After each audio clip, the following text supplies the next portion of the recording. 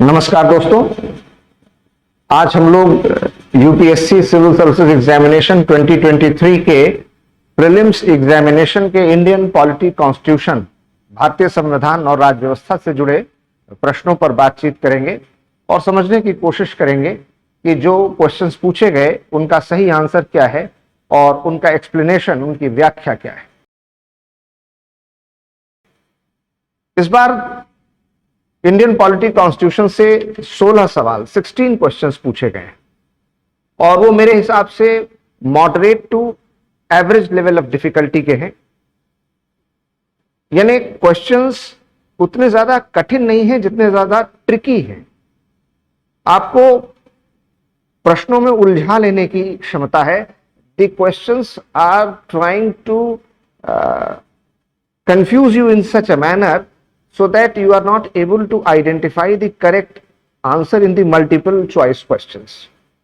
जैसे इस बार उन्होंने ये नहीं पूछा कि अगर स्टेटमेंट 1, 2, 3 दिए हैं तो इसमें से 1 सही है, 2 सही है, 3 सही है या तीनों सही है या 1 या 2 सही है, बल्कि ये कह दिया है कि out of the 3, 4, 5 statements how many are correct, not which are correct. यानी कौन से कथन सही हैं ये नहीं पूछा है, कितने सही हैं ये पूछा है।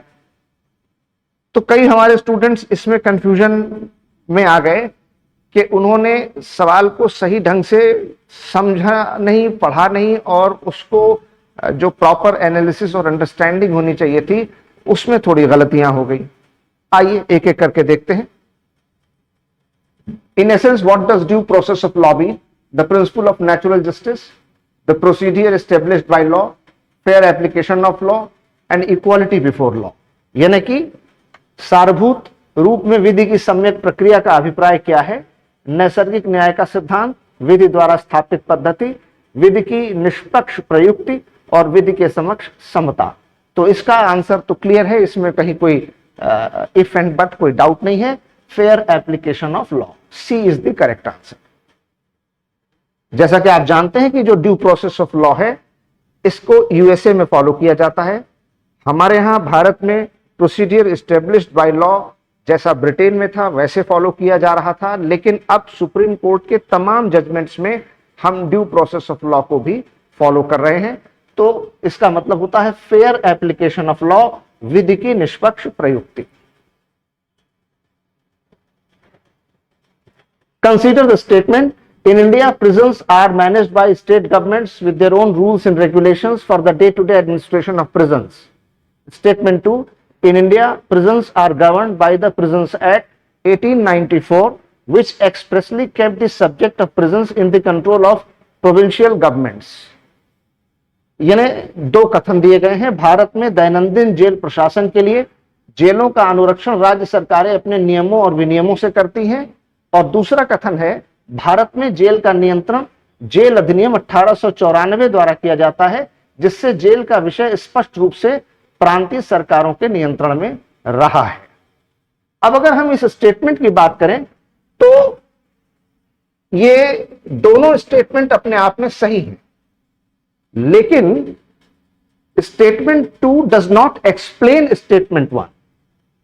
जो दूसरा कथन है वो प्रथम कथन की व्याख्या नहीं करता है, क्योंकि आप जानते हैं कि भारत में प्रिजन, जेल या कारागार स्टेट लिस्ट का सब्जेक्ट है। जो हमारे कॉन्स्टिट्यूशन की 7th शेड्यूल में स्टेट लिस्ट, सेकंड लिस्ट दी गई है, उसमें प्रिजन दिया गया है। लेकिन इसलिए नहीं दिया गया है कि वो प्रिजन्स एक्ट 1894 में है, बल्कि प्रिजन्स एक्ट 1894 ये जुड़ा है कि प्रिजनर्स के लिए क्या क्या प्रोविजंस होने चाहिए। उनके फूडिंग, उनके अकोमोडेशन, उनको एक दूसरे से सेपरेशन में रखना, उनको कन्फाइनमेंट आइसोलेशन में रखना, उनको रूल्स, रेगुलेशंस और डिसिप्लिन में रखना, ये तमाम कायदे कानून 1894 के प्रिजन्स एक्ट में हैं। तो इसका आंसर होगा B, both statement 1 and statement 2 are correct and statement 2 is not the correct explanation of statement 1।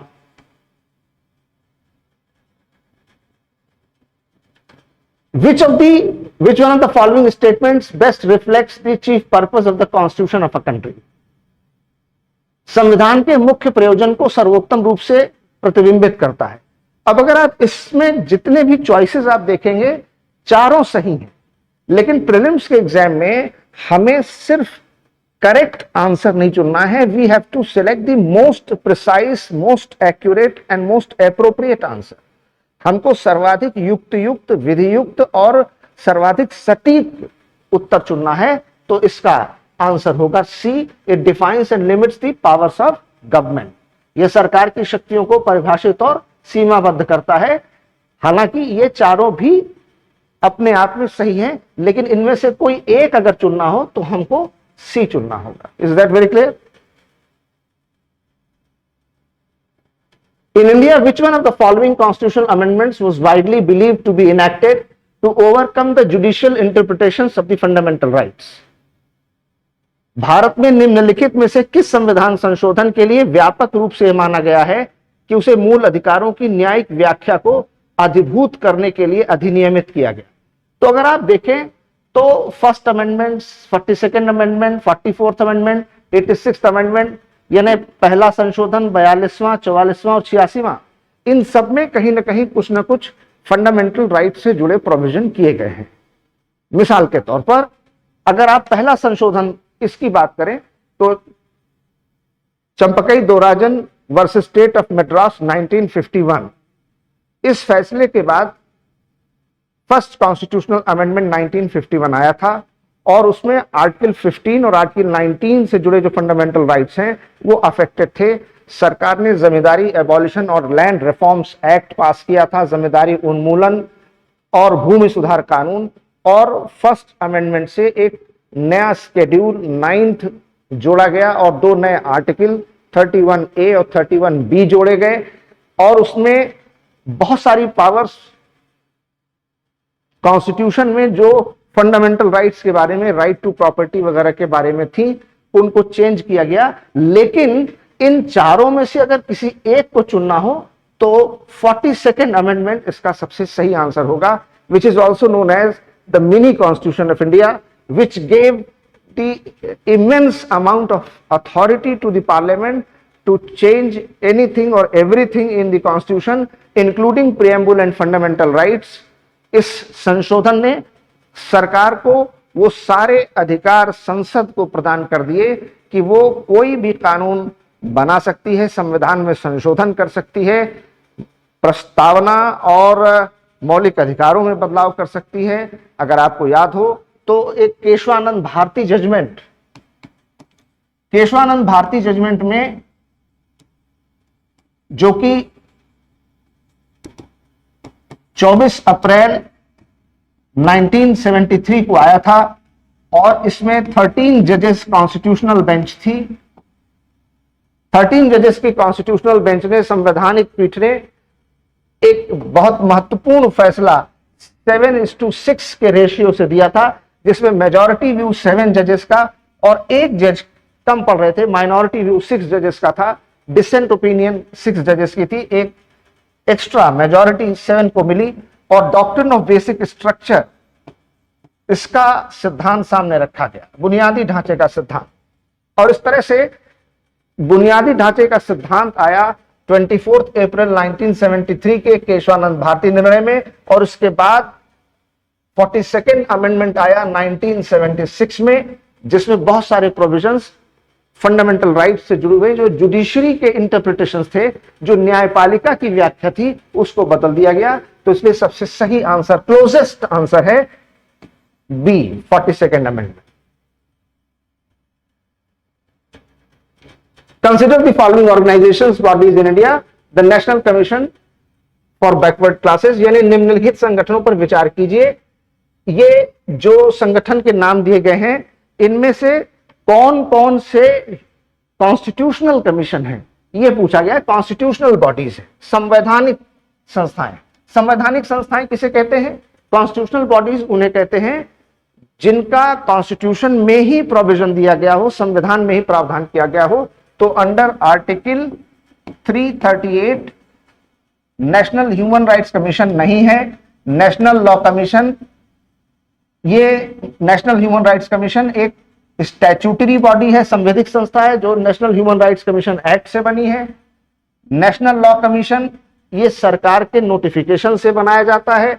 National consumer dispute redressal act ये कंज्यूमर प्रोटेक्शन एक्ट 1986 के द्वारा बनाया हुआ है।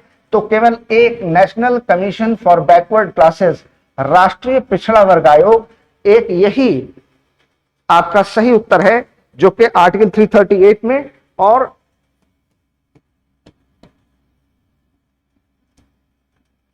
102nd कॉन्स्टिट्यूशनल अमेंडमेंट एक्ट 2018 से दिया गया।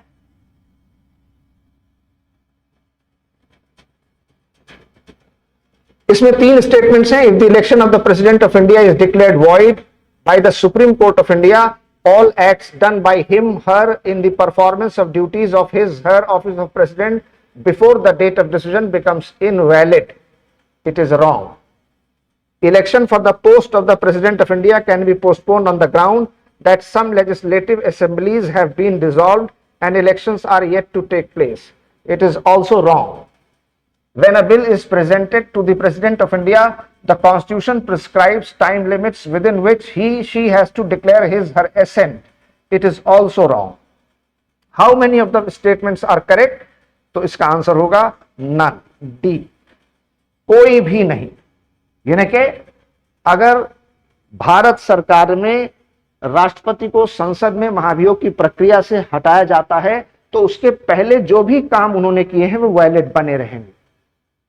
दूसरी बात, अगर आप अंडर आर्टिकल 143, जिसको हम advisory jurisdiction of the supreme court कहते हैं, advisory jurisdiction of the supreme court यानी सर्वोच्च न्यायालय का परामर्शदात्री क्षेत्राधिकार, उसमें अगर बात करें तो एक रेफरेंस है जिसको प्रेसिडेंशियल पोल रेफरेंस कहते हैं।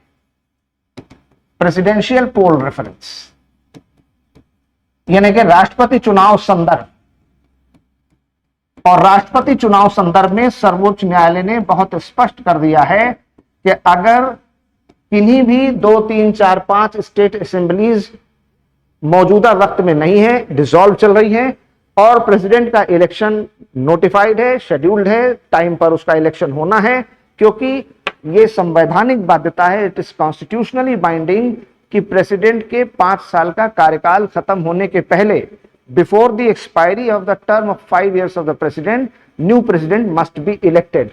So all the 3 statements are wrong. तो इसमें उत्तर होगा कोई भी नहीं, डी।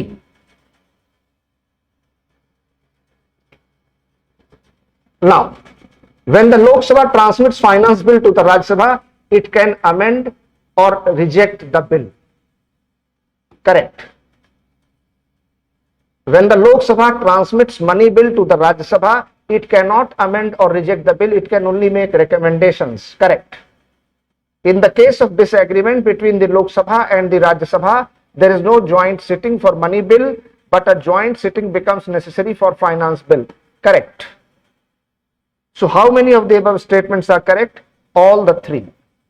यानी कि इस प्रश्न में तीनों कथन सही हैं। जैसा कि आप जानते हैं कि बिल जो होते हैं वो 2 प्रकार के होते हैं, विधेयक जिनको हम कहते हैं, और ये 2 प्रकार के जो विधेयक होते हैं, इसमें एक होता है ऑर्डिनरी बिल, एक होता है मनी बिल। ऑर्डिनरी बिल के लिए अंडर आर्टिकल 107 और 108, और मनी बिल के लिए अंडर आर्टिकल 109 और 110 में प्रोविजंस किए गए। और कोई बिल मनी बिल है कि नहीं, उसको स्पीकर सर्टिफाई करते। स्पीकर का सर्टिफिकेशन जरूरी है, लोकसभा के अध्यक्ष का प्रमाण पत्र चाहिए। और फाइनेंस बिल के लिए जो प्रोविजन है वो अंडर आर्टिकल 117 है, 117 में। अब फाइनेंस बिल जब प्रेजेंट होता है तो स्पीकर इसको 2 तरह की कैटेगरी में रख सकते हैं। फाइनेंस बिल वित्त विधेयक आइदर एज क्लास 1 और ए कैटेगरी, क्लास 2 और बी कैटेगरी, 2 तरह का हो सकता है।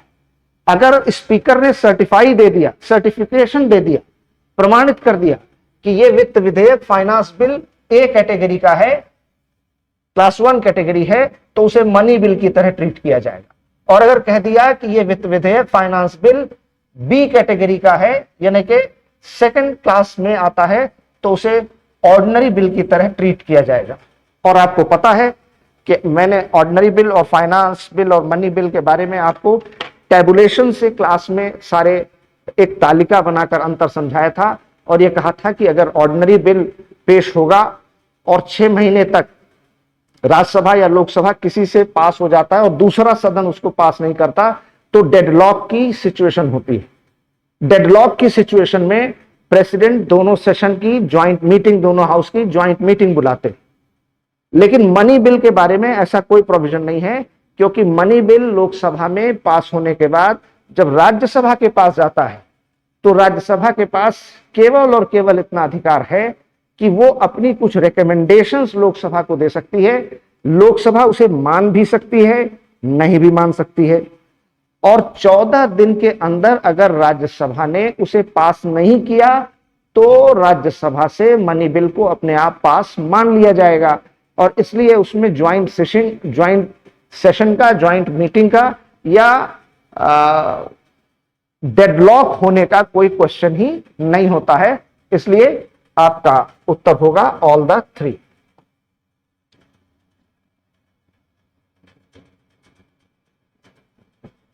Within reference to scheduled areas in India, consider the following statements. Within a state, the notification of an area as scheduled area takes place through an order of the president. Correct. The largest administrative unit forming the scheduled area is the district, and the lowest is the cluster of villages in the block. Correct. The chief minister of the concerned states are required to submit annual reports to the Union Home Ministry on the administration of scheduled areas in the state. No, it is not the chief minister, but it is the governor of the state. So, how many of the above statements are correct? So, 1 and 2. So, only 2. B is the correct answer. किसी राज्य के भीतर किसी क्षेत्र के अनुसूचित क्षेत्र के रूप में अधिसूचना, बिल्कुल सही बात है कि राष्ट्रपति जारी करते हैं, यह सही है। इसके लिए भी नियम, कायदा, कानून मैंने जब आपको शेड्यूल 5 और शेड्यूल 6 बहुत विस्तार से पढ़ाया था तो उसमें बताया था कि किसे हम शेड्यूल एरिया कह सकते हैं। प्रेसिडेंट उसको नोटिफाई करते हैं, और यह भी मैंने आपको बताया था कि एक साइजेबल एडमिनिस्ट्रेटिव यूनिट होनी चाहिए, विलेज, ब्लॉक, तालुका, डिस्ट्रिक्ट, जिसके आधार पर हम इसको बना सकें कि यह गांव हो, कस्बा हो, खंड हो या जिला हो। तो ये दोनों सही हैं, और संबंधित राज्यों के मुख्यमंत्री नहीं बल्कि राज्यपाल से अपेक्षित है कि ये राज्य के अनुसूचित क्षेत्रों के, तो इसलिए उत्तर होगा केवल 2।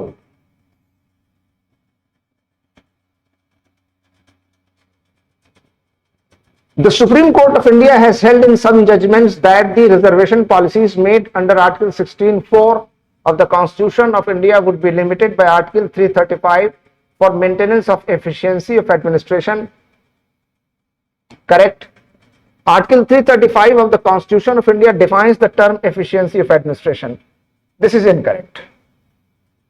यानी भारत के उच्चतम न्यायालय ने अपने कतिपय निर्णयों में यह विचारण किया है कि भारत के संविधान के अनुच्छेद 16(4) के अधीन बनाई गई आरक्षण नीतियां प्रशासन की दक्षता को बनाए रखने के लिए अनुच्छेद 335 द्वारा सीमित होंगी। यह बात सही है, लेकिन अनुच्छेद 335 में प्रशासन की दक्षता को परिभाषित नहीं किया गया।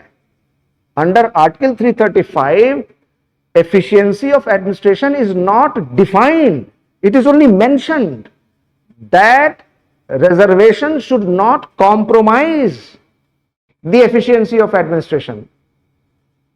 So it is only mentioned and said under Article 335 that the reservation should not undermine or sacrifice efficiency of administration. But what is efficiency of administration? What is the definition of efficiency of administration? It is not defined. तो ये परिभाषित नहीं है, केवल उसका वर्णन किया गया है कि प्रशासनिक कार्यकुशलता पर प्रभाव नहीं होना चाहिए। तो which one of the following is correct? तो इसका आंसर होगा statement 1 is correct but statement 2 is incorrect. C.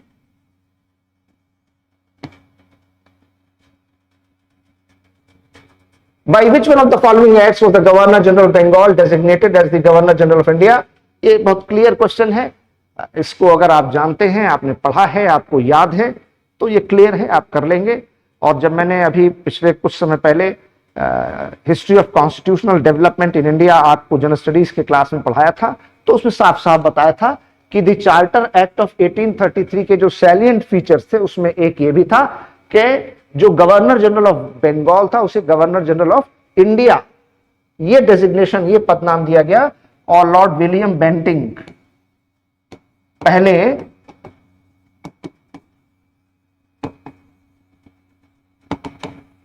Governor general इस एक्ट के तहत बनाए गए। So the correct answer is D.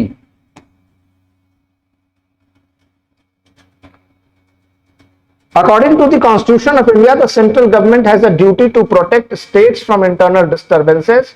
Correct? It is under Article 355. The Constitution of India exempts the states from providing legal counsel to a person being held for preventive detention. It is wrong. According to the Prevention of Terrorism Act 2002, confession of the accused before the police cannot be used as evidence. It is also wrong.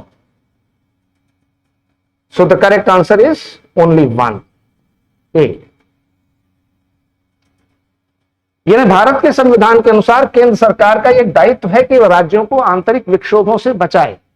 तो यह अनुच्छेद 355 में यह कहा गया है। बिल्कुल ठीक बात है। भारत का संविधान राज्यों को निवारक निरोध में रखे जा रहे किसी व्यक्ति को विधिक काउंसिल उपलब्ध कराने से छूट प्रदान करता है। नहीं, ऐसा नहीं। अगर प्रिवेंटिव डिटेंशन में भी है तो भारत सरकार की यह जिम्मेदारी है कि अगर उसके पास अपना काउंसिल, अपना एडवोकेट नहीं है, तो जो हमारी लीगल सेल और लीगल सर्विसेज अथॉरिटी हैं, जो जुडिशरी में supreme court, high court, district court सभी लेवल पर काम करती हैं, उनको लीगल काउंसिल उपलब्ध कराई जाती है। तो इसलिए ऐसा कहना कि उपलब्ध कराने से छूट प्रदान करता है, यह गलत होगा। और आतंकवाद निवारण अधिनियम 2002 यानी ये पोटा की बात हो रही है, प्रिवेंशन ऑफ टेररिज्म एक्ट 2002, ये पोटा 2002 में लागू हुआ लेकिन 2004 में खत्म हो गया। और इसके बाद इस समय यूएपीए चल रहा है। यूएपीए का मतलब है अनलॉफुल एक्टिविटीज प्रिवेंशन एक्ट।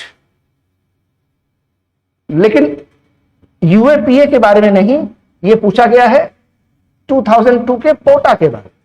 तो उसमें यह प्रोविजन किया गया था कि अगर डिप्टी एसपी या एसीपी रैंक या उससे ऊपर के किसी अधिकारी के समक्ष कोई बयान दर्ज किया गया है तो उसका एविडेंस के रूप में मूल्य और महत्व लॉ में माना जाएगा, उसको एक्सेप्ट किया जाएगा। हालांकि आज की तारीख में अब पोटो जो ऑर्डिनेंस के रूप में प्रिवेंशन ऑफ टेररिज्म ऑर्डिनेंस, जब अटल बिहारी वाजपेयी प्राइम मिनिस्टर थे उस समय ये ऑर्डिनेंस आया था और 2004 में ये एक्ट बना। लेकिन उसके बाद जब डॉक्टर मनमोहन सिंह की सरकार 2004 में बनी तो उन्होंने प्रिवेंशन ऑफ टेररिज्म एक्ट 2002 को खत्म कर दिया और मौजूदा वक्त में इस समय UAPA unlawful activities prevention act है, इसके तहत काम हो रहा है। तो उसमें यह प्रोविजन था कि CO, deputy SP, additional commissioner police, equivalent या उससे सीनियर ऑफिसर्स के सामने अगर कोई बयान दिया जाता है तो उसको कोर्ट ऑफ लॉ में बतौर एविडेंस एक्सेप्ट किया जाएगा, स्वीकार किया जाएगा। Consider the following statements in respect of election to the president of India. The members nominated to either House of the Parliament or the Legislative Assemblies of States are also eligible to be included in the Electoral College. No, wrong. Higher the number of elective assembly seats, higher is the value of vote of each MLA of state. Right. The value of vote of each MLA of Madhya Pradesh is greater than that of Kerala. ये गलत है। अगर हम इसकी बात करें तो आप साफ साफ देख सकते हैं कि अगर हम इसकी बात करें तो आप बिल्कुल क्लियर कर सकते हैं कि मध्य प्रदेश में 131 और केरल में अगर हम बात करें तो 152। ये एमएलए की वोट वैल्यू है। एमएलए की वोट वैल्यू मध्य प्रदेश में 131 और केरल में 152 है। तो यह भी स्टेटमेंट गलत है। The value of vote of each MLA of Puducherry is higher than that of Arunachal Pradesh because the ratio of total population to total number of elective seats in Puducherry is greater as compare to Arunachal Pradesh. तो इसका उत्तर होगा B, केवल 2, only 2। जैसा कि आपको मैंने presidential election में बताया था कि एक फॉर्मूला होता है, उस फॉर्मूले के बेसिस पर पहले राज्य की जनसंख्या के आधार पर on the basis of the census of the state and that census should be of the year 1971, 1971 की जनसंख्या के आंकड़ों के अनुसार यह गणना की जाती है, जिसका फॉर्मूला यह होता है एमएलए की अगर वोट वैल्यू काउंट करनी है तो फॉर्मूला इसके लिए है population of state divided by number of elected MLAs, और ये पॉपुलेशन ऑफ स्टेट होना चाहिए 1971 इंटू 1000।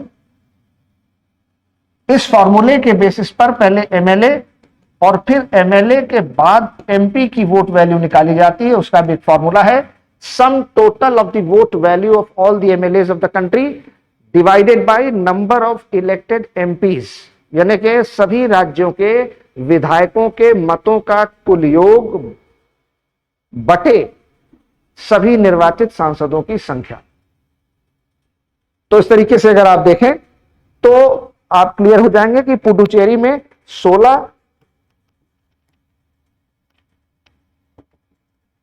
और अरुणाचल प्रदेश में 808। तो ये आंसर होता है।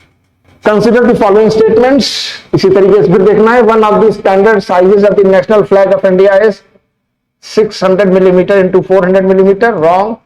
The ratio of the length to the height of the flag shall be 3:2. बिल्कुल सही बात है।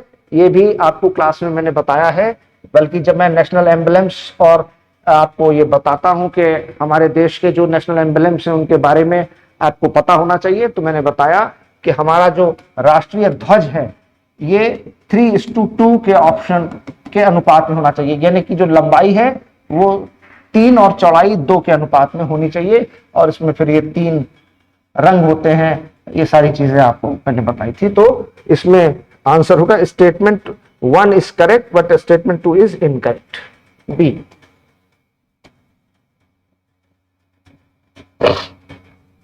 The Constitution Day is celebrated on 26 November every year to promote constitutional values among citizens. Correct. On 26 November 1949, the Constituent Assembly of India set up a drafting committee under the chairmanship of Dr. B.R. Ambedkar to prepare a draft Constitution of India. It is incorrect. तो 26 नवंबर को आपको पता है हमारे संविधान सभा ने हमारे देश के संविधान को स्वीकार किया। We had adopted the Constitution. लेकिन इस दिन संविधान सभा ने प्रारूप समिति नहीं बनाई डॉक्टर बी आर अम्बेडकर, ये तो पहले ही बन चुकी थी, और उसी ने ड्राफ्ट करके फाइनल कॉन्स्टिट्यूशन को कंसोलिडेटेड सिंगल डॉक्यूमेंट के रूप में फाइनलाइज किया। तो कथन 1 सही है और कथन 2 गलत है। C is the correct answer. Home guards are raised under the Home Guards Act and rules of the central government. It is incorrect. क्योंकि Home Guards Act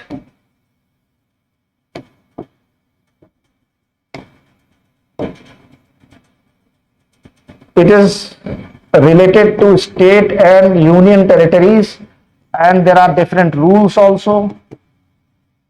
तो खाली ये केंद्र सरकार नहीं बल्कि राज्य सरकार भी बनाते हैं। The role of the Home Guard is to serve as an auxiliary force to the police in maintenance of internal security. Correct. Home guard की भूमिका आंतरिक सुरक्षा बनाए रखने में पुलिस को सहायक बल के रूप में सेवा देने की है, सही बात है। और होम गार्ड को होम गार्ड अधिनियम और केंद्र सरकार के नियमों के अधीन समुत्पादित किया जाता है, नहीं, इसमें केंद्र, राज्य और संघ शासित क्षेत्र ये तीनों आते हैं। To prevent infiltration on the international border, coastal areas, the border wing home guards battalions have been raised in some states. Yes, it is true. अभी हाल में कुछ राज्यों में, जैसे पंजाब है और हमारे जो कोस्टल बेल्ट है, जो हमारी तटीय सीमा से जुड़े हुए राज्य हैं, उनमें होमगार्ड्स की ये बॉर्डर विंग बनाई गई है। तो ये भी सही है। तो how many of the above statements are correct? 2 B, 2 statements are correct. With reference to India, consider the following pairs: unauthorized wearing of police or military uniforms, the Official Secrets Act 1923, correct. Knowingly misleading or otherwise interfering with a police officer or military officer when engaged in their duties, the Indian Evidence Act 1872, no. It is also given in the Official Secrets Act 1923. ये जो है provision भी इसी में दिया गया है। तो ये सेंटेंस या स्टेटमेंट गलत है। Celebratory gun fire the arms amendment which can endanger amendment act 2019 the personal safety of others, correct. तो अनधिकृत रूप से पुलिस या सेना की वर्दी को पहनना, यह शासकीय गुप्त अधिनियम 1923 में आता है, सही है। किसी पुलिस अधिकारी या सैनिक अधिकारी के ड्यूटी में तैनात होने के दौरान जानबूझकर उन्हें गुमराह करना या अनथा करना, उनके साथ हस्तक्षेप करना, ये भारतीय साक्ष्य अधिनियम में नहीं आता। ये भी इसी में आता है।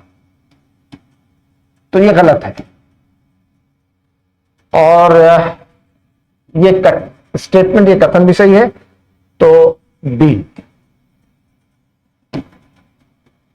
तो इस तरह से अगर आप देखें तो आप पाएंगे कि इंडियन पॉलिटी कॉन्स्टिट्यूशन में moderate to average level of difficulty के क्वेश्चंस थे और ज्यादातर कंसेप्चुअल क्लैरिटी की ये क्वेश्चंस डिमांड करते हैं। अगर आप रेगुलर क्लास कर रहे हैं, अपने सब्जेक्ट को, अपने टॉपिक को समझ रहे हैं, तो आप आसानी से प्रीलिम्स क्वालिफाई कर सकते हैं। लेकिन यह तय बात है कि अगर आप प्रीलिम्स की तैयारी भी मेंस एग्जामिनेशन को अपना बेसिस, अपना फोकस, अपना फाउंडेशन बना करके उसी कंसेप्चुअल क्लैरिटी और एनालिसिस के साथ नहीं तैयार कर रहे हैं, तो प्रीलिम्स भी नहीं निकलेगा। Otherwise UPSC is a very organized and structured examination for civil services. It needs better planning, right strategy, and whole lot of hard work, patience, perseverance and presentation. और इसके लिए किसी पर्टिकुलर कोचिंग इंस्टीट्यूट को भी join करने की जरूरत नहीं। ये काम आप अपने पर, अपने घर पर भी रहकर कर सकते हैं। लेकिन इसमें गाइडेंस की जरूरत पड़ती है, इसमें मेंटरिंग की जरूरत पड़ती है।